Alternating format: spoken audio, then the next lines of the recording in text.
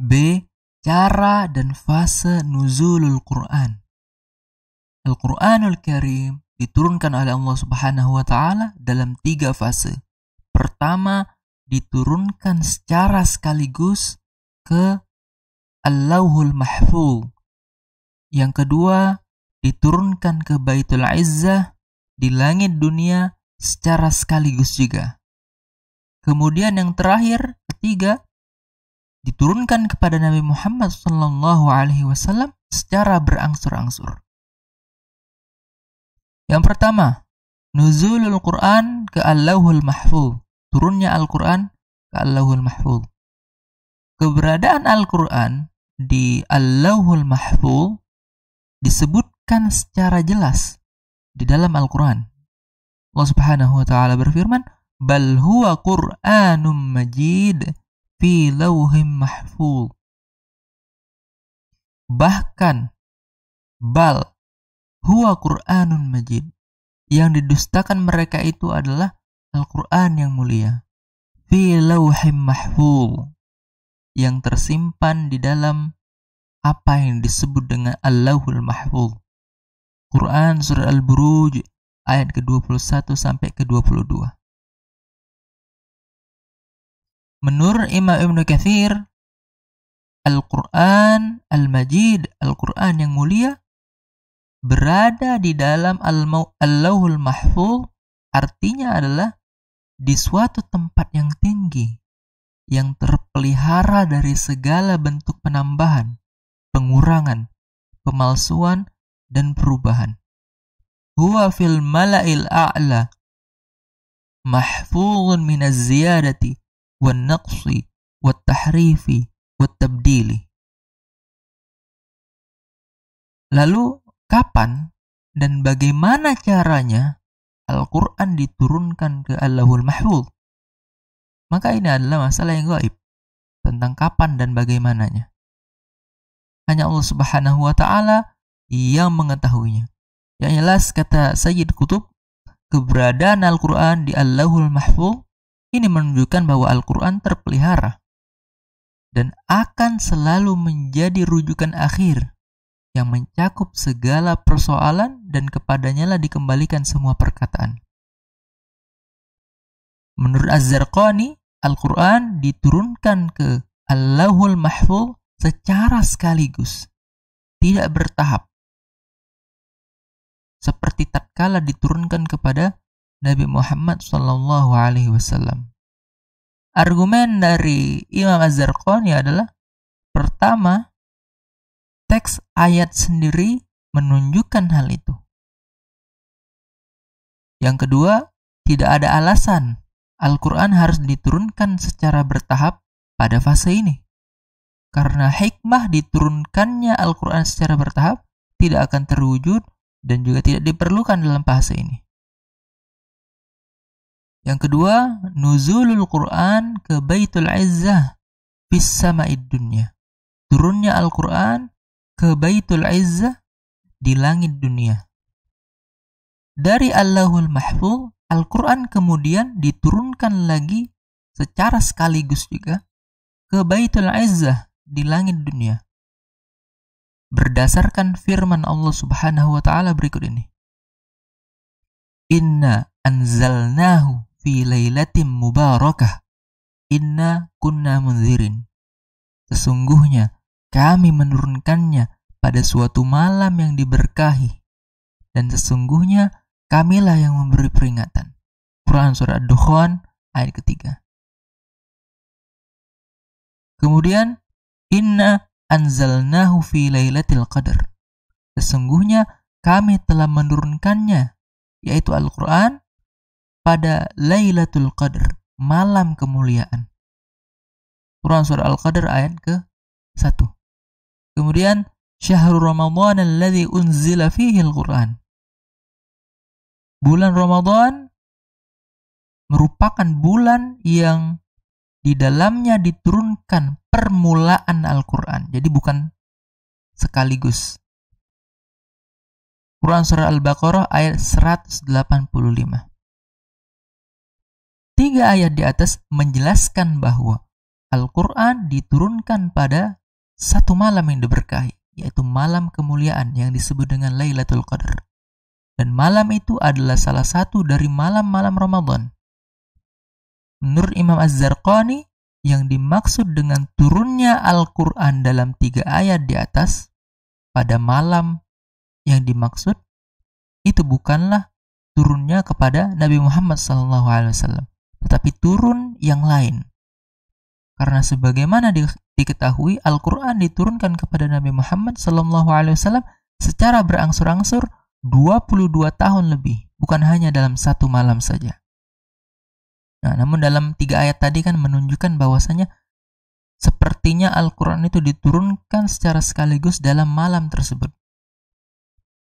Nah, menurut Az-Zarqani, ayat ini tidak menunjukkan penurunan Al-Quran kepada Nabi Muhammad, akan tetapi apa? Penurunan Al-Quran kepada Baitul Izzah di langit dunia. Beberapa riwayat yang sahih dari Ibnu Abbas menjelaskan bahwa yang dimaksud dari 3 ayat ini adalah turunnya Al-Quran dari Allahul Mahfuz ke Baitul Izzah di langit dunia pada malam Lailatul Qadar. Beberapa riwayat yang dimaksud oleh Imam Az-Zarqani adalah sebagai berikut. Yang pertama, riwayat Imam Hakim. Berikut adalah riwayat yang dibawakan oleh Imam Hakim dalam Mustadraknya ya. An Sa'id bin Jabir an Ibn Abbas qala fussila al-Qur'anu min adh-dhikri fawudi'a fi baitil 'izzati fis sama'id dunya faja'ala Jibril alaihi salam yunzilu 'ala an-nabi sallallahu alaihi wasallam yurattiluhu tartila wa yurattiluhu tartila. Dari Sa'id Ibnu Jabir dari Ibnu Abbas, beliau berkata, Al-Quran itu dipisahkan dari Az-Zikr, lalu diletakkan di Baitul Izzah di langit dunia. Maka Jibril alaihissalam mulai menurunkannya kepada Nabi Muhammad SAW dan membacakannya secara tartil. Riwayat kedua adalah riwayat Imam An-Nasa'i, Hakim dan Baihaqi. An Dawud bin Abi Hind an Ikrimah an Ibn Abbas qala unzila al-Qur'anu jumlatan wahidatan ila as-sama'id dunya fi lailatul qadr thumma unzila ba'da dhalika fi 20 sanah wa qara'a aw wa quri'a wa qur'anan faraqnahu litaqra'ahu 'alan nasi 'ala mukthin wa nazzalnahu tanzila. Quran surah Al-Isra ayat ke-106. Dari Daud bin Abi Hind, dari Ikrimah, dari Ibnu Abbas, beliau berkata, Al-Quran diturunkan sekaligus ke langit dunia pada malam Lailatul Qadar. Kemudian diturunkan sesudah itu secara berangsur-angsur, dicicil dalam 20 tahun. Kemudian dia membaca firman Allah Subhanahu wa taala, "Wa Qur'anan faraqnahu litaqra'ahu 'alan nasi 'ala mukthin wa nazzalnahu tanzila." Dan Al-Qur'an itu telah kami turunkan dengan berangsur-angsur agar kamu membacakannya perlahan-lahan kepada manusia dan kami menurunkannya bagian demi bagian. Quran surah Al-Isra ayat ke-106. Kemudian ada riwayat terakhir, riwayat dari Imam Hakim juga, kemudian Imam Baihaqi dan lain-lain. An Mansur ibn al-Mu'tamir an Sa'id bin Jabir an Ibn Abbas radhiyallahu anhuma bi qawlihi ta'ala inna anzalnahu fi lailatul qadr qala unzila al-Qur'anu jumlatan wahidatan fi lailatul qadri ila as-sama'id dunya wa kana bimawaqi'an nujum wa kana Allahu yunziluhu ala rasulihi sallallahu alaihi wasallam ba'dahu fi ithri ba'din qala Allah ta'ala wa qala alladhina kafaru laula nuzzila alaihi al-Qur'anu jumlatan wahidatan kadzalika nutsabbita bihi fuadaka warattalnahu tartila. Quran surah Al-Furqan ayat ke-32. Dari Mansur Ibnu Al-Mu'tamir, dari Sa'id bin Jabir, dari Ibnu Abbas radhiyallahu anhu tentang firman Allah Subhanahu wa taala, yaitu inna anzalnahu fi lailatul qadr, sesungguhnya kami telah menurunkannya, yakni Al-Qur'an, pada Lailatul Qadr, pada malam kemuliaan.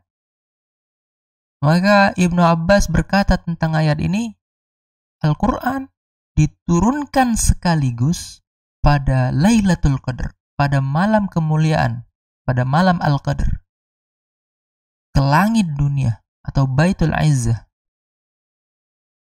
tempat turunnya Al-Qur'an secara berangsur-angsur kepada Nabi SAW. Lalu dari Baitul Izzah ini menjadi tempat turun secara berangsur-angsur, ya, diturunkan kepada Rasulullah SAW bagian demi bagian, dicicil, ya. Allah Subhanahu wa taala berfirman, "Wa qala alladziina kafaru laula nuzzila 'alaihi al-Qur'anu jumlatan wahidatan kadzalika nusabbitu bihi fuadaka wa rattalnahu tartila." Berkatalah orang-orang yang kafir, mengapa Al-Quran itu tidak diturunkan kepada Nabi, kepadanya sekaligus aja, atau sekali turun aja. Demikianlah, kata Allah, supaya kami perkuat hatimu dengannya, dan kami membacakannya secara tartil, yakni secara teratur dan benar. Quran surah Al-Furqan ayat ke-32. Ketiga riwayat di atas, riwayat Hakim, An-Nasa'i, dan Al-Baihaqi di atas, yang menyatakan bahwa Al-Quran diturunkan sekaligus ke Baitul Izzah fis sama'id dunya pada Lailatul Qadar, semuanya bersumber dari Ibnu Abbas, bukan dari Rasulullah SAW sebetulnya. Jadi sanadnya itu hanya sampai ke Ibnu Abbas saja. Artinya dari segi sanad riwayatnya, ini berstatus mauquf apabila hanya sampai kepada para sahabat, ya. Jadi dalam ilmu hadis ada istilah mauquf, ada istilah marfu'. Mauquf, sanad riwayatnya hanya sampai kepada para sahabat. Kemudian ada istilah marfu', sanad riwayatnya sampai kepada Nabi. Nah, dalam hal ini riwayat ini sebetulnya sanadnya mauquf, ya. Akan tetapi karena riwayat ini menyangkut hal yang gaib, di mana Ibnu Abbas tidak mungkin dapat mengetahuinya sendiri tanpa bertanya atau diberitahu oleh Nabi SAW.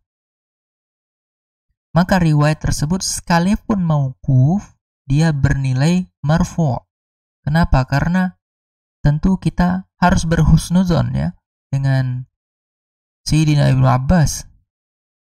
Karena ini masalah gaib, pasti beliau telah menanyakannya terlebih dahulu kepada Nabi Muhammad, atau beliau diberitahu oleh Nabi Muhammad. Kemudian yang ketiga, fase yang ketiga yaitu nuzulul Quran kepada Nabi Muhammad SAW. Turunnya Al-Quran kepada Nabi, yaitu dari Baitul Izzah di langit dunia, kemudian Al-Quran diturunkan kepada Nabi Muhammad SAW pertama kali pada malam Lailatul Qadar, malam yang diberkati, yaitu pada salah satu malam bulan Ramadan. Setelah itu, setelah malam Lailatul Qadar, Al-Quran diturunkan secara berangsur-angsur, dicicil selama lebih kurang 23 tahun. Jadi nampaknya yang dapat kita pahami dari beberapa pembahasan sebelumnya, ya, bahwasanya ketika malam Lailatul Qadar ini Al-Quran diturunkan sekaligus dari Allahul Mahfuz ke Baitul Izzah. Kemudian langsung juga setelah itu diturunkan kepada Nabi Muhammad SAW, tapi tidak secara sekaligus, namun bagian per bagian, dicicil, ya. Nah, dalam hal ini berarti Lailatul Qadar mengandung dua fase, yaitu nuzulul Quran ke Baitul Izzah, kemudian nuzulul Quran pertama kali kepada Nabi Muhammad SAW. Sebagian ulama seperti Asy-Sya'bi sebagaimana dikutip oleh Al-Qattan, berpendapat sedikit berbeda dengan pendapatnya Imam Ibn Abbas, sebagaimana dalam riwayat di atas, bahwasanya 3 ayat tersebut, Quran surat 44 ayat 3, Quran surat 97 ayat pertama, dan Quran surat 2 ayat ke-185, ketiga ayat tersebut tidaklah menunjukkan turunnya Al-Quran dari Allahul Mahfuz ke Baitul Izzah di langit dunia. Akan tetapi apa? Langsung menunjukkan permulaan turunnya Al-Quran kepada Rasulullah SAW. Permulaan turunnya Al-Quran itu terjadi pada Lailatul Qadar, malam Al-Qadar, malam kemuliaan, malam yang diberkahi, yang terjadi pada bulan Ramadan. Sesudah itu, Al-Quran diturunkan secara berangsur-angsur selama lebih kurang 23 tahun. Dan juga keistimewaan bulan Ramadan dan Lailatul Qadar yang merupakan malam yang diberkahi itu tidak akan kelihatan oleh manusia kecuali apabila yang dimaksudkan oleh ketiga ayat di atas adalah turunnya Al-Quran kepada Rasulullah SAW.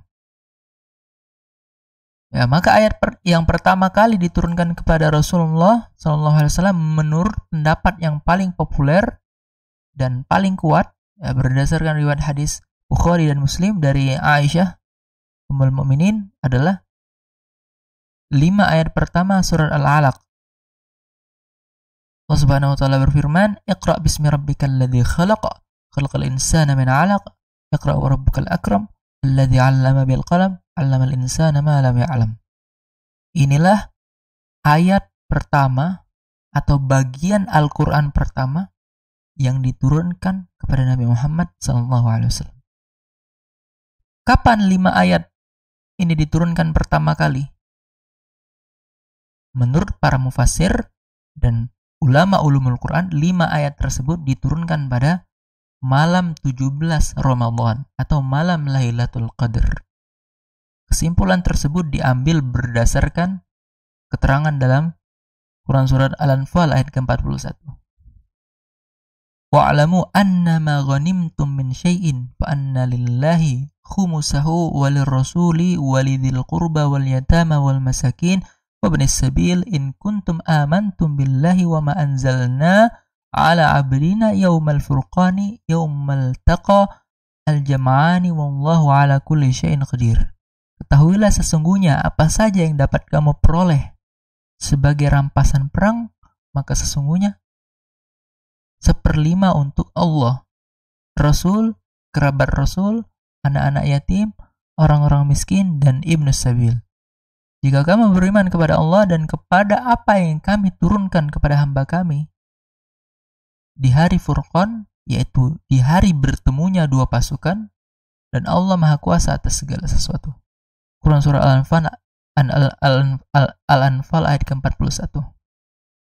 Yang dimaksud dengan hari Al-Furqan dalam ayat di atas ialah hari jelasnya kemenangan bagi orang Islam dan kekalahan bagi orang kafir, yaitu hari bertemunya dua pasukan di peperangan Badar pada hari Jumat 17 Ramadan tahun kedua Hijriah.